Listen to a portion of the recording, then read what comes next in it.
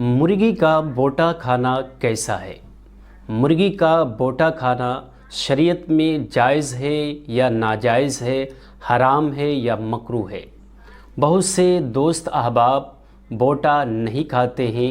आपकी ज़ुबान में इसे बोटे को पथरी कहते हैं या क्या कहते हैं, आप स्क्रीन पर देखकर समझ सकते हैं मैं किस चीज़ के बारे में बात कर रहा हूँ। बहुत से अहबाब ये समझते हैं कि मुर्गी का बोटा, मुर्गी की पतरी खाना मकरूह है।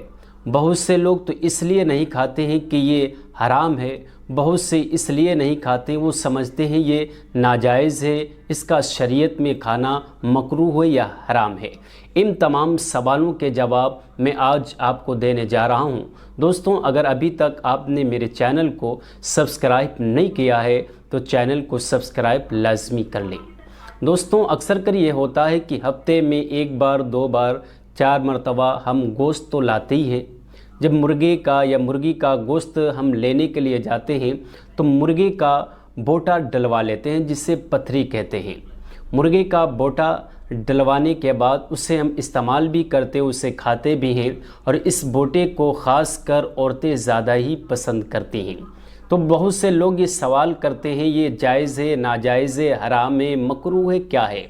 तो दोस्तों, ये समझ लें, ये जो मुर्गी का बोटा है ये हराम नहीं है, ना ही ये मकरूह है, ना ही ये नाजायज़ है, और ना ही शरीयत ने इसको खाने से मना किया है।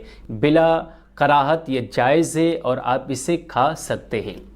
अब आप ये कहेंगे, अगर ये खाना जायज़ है तो ओजड़ी खाना मकरूह क्यों है, ओजड़ी खाना हराम क्यों है?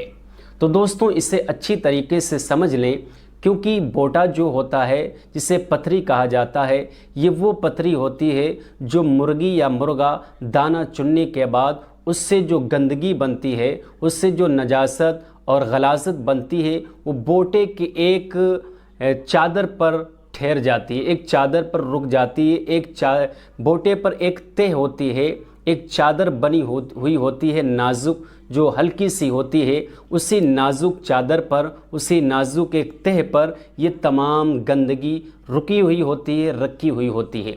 जब इंसान बोटा लेता है तो उस चादर को हटा देता है, जिस चादर के ऊपर मुर्गी जो दाना चुनती है उससे जो गलाजत बनती है, वो तमाम की तमाम गलाजत उसी चादर पर रुक जाती है, और उस चादर को हटा दिया जाता है तो गंदगी भी साफ़ हो जाती, तो बोटा जो है बिल्कुल साफ़ हो जाता, उसमें गंदगी मसबी नहीं होती, उससे गंदगी लगती नहीं है। तो इसलिए जो है बोटा खाना जायज़ है। अब आप कहेंगे ओजड़ी खाना हराम क्यों है, ओजड़ी खाना मकरूह क्यों है? तो दोस्तों, इसे अच्छी तरीके से समझ लें।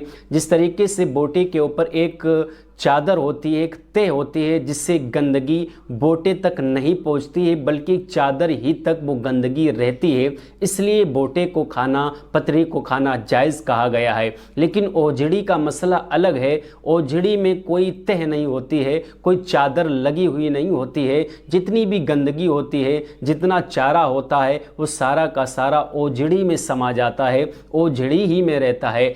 इसलिए उलमाए किराम ने इसे खाने से मना किया है, इसे मकरूह तहरीमी कहा है। तो मुझे उम्मीद है नाज़रीन किराम आप समझ गए होंगे। अगर मेरे समझाने में आप ना समझे हों तो कमेंट में ज़रूर आप बताएं। इंशाअल्लाह तबारक व तआला मैं अच्छी तरीके से समझाने की कोशिश करूँगा। फ़िलहाल अस्सलामु अलैकुम व रहमतुल्लाहि व बरकातुहू।